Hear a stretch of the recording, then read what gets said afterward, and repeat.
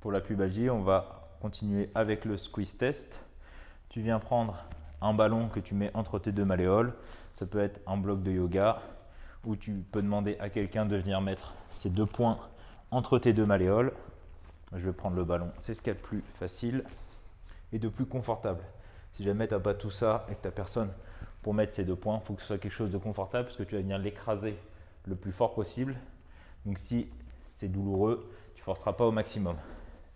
Donc tu viens t'allonger et tu serres l'objet que tu as choisi le plus fort possible et tu nous dis s'il y a des douleurs ou pas.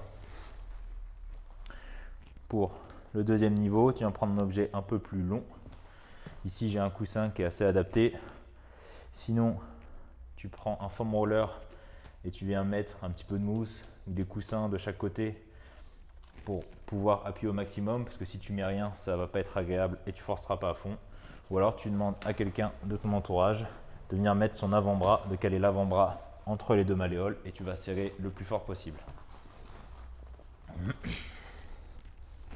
Donc tu t'allonges bien et tu viens serrer le plus fort possible. Pareil, tu nous décris s'il y a des douleurs.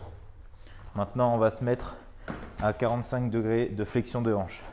Donc tu reprends ton ballon, ton bloc de yoga ou les deux points de la personne de ton entourage.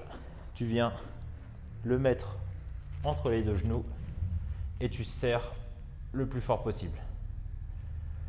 Pour les tests entre les genoux, tu peux entendre un petit craquement au niveau de la symphyse pubienne. C'est pas grave, c'est juste qu'elle craque. Ça ne veut pas dire quoi que ce soit.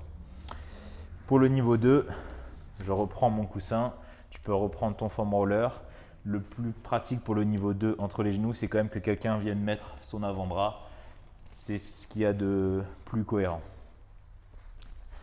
Et donc, de la même manière, tu viens serrer le plus fort possible. Tu nous décris s'il y a des douleurs ou pas.